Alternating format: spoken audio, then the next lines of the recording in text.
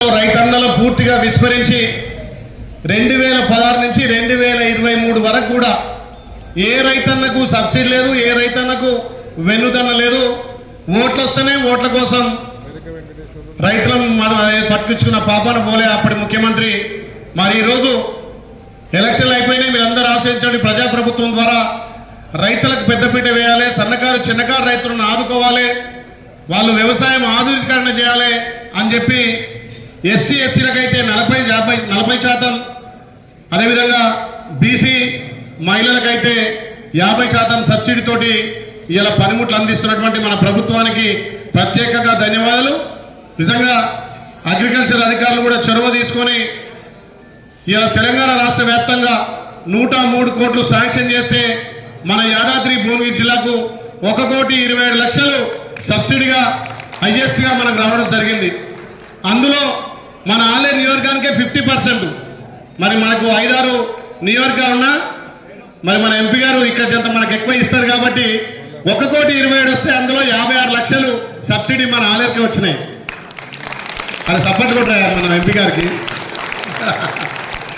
అంటే రైతు ప్రభుత్వం 2016 నుంచి మర్చిపోయినటువంటి యాంత్రిక సబ్సిడీలను మళ్ళా తీసుకొచ్చి ఇలా రైతన్నలు వాళ్ళ సన్నకారు చిన్నకారు యాంత్రికతో చేసుకోవాలి.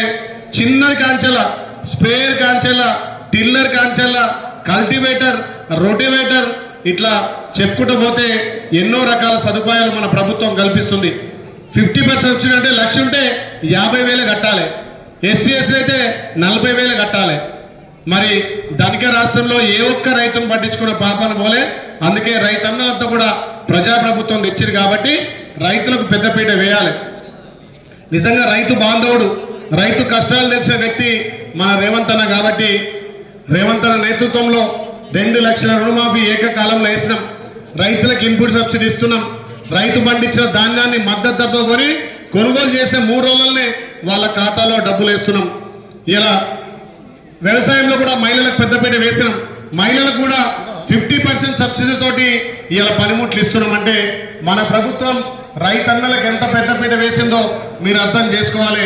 ఈ ఆలయంలో అన్ని విధాల గౌరవ ముఖ్యమంత్రి సహకారం, మంత్రుల సహకారం, ముఖ్యంగా మన ఎంపీ గారు సహకారం తీసుకొని ఇంకా పెద్ద ఎత్తున అభివృద్ధి చేయడానికి నాకు ఒక అవకాశం వచ్చింది. కాబట్టి ఇదే కాదు, ఇంకా రైతన్నలు ఏది కోరినా వాళ్ళందరికీ జిల్లాలో ఆలయంకు పెద్దపీట వేయడానికి మన అగ్రికల్చర్ ఆఫీసర్లు కూడా సిద్ధంగా ఉన్నారు. కాబట్టి ఈ పనిముట్లను మీరు వాడుకొని నూతన పద్ధతిలో వ్యవసాయం చేయాలి. ఇలా టెక్నాలజీ పెరిగింది.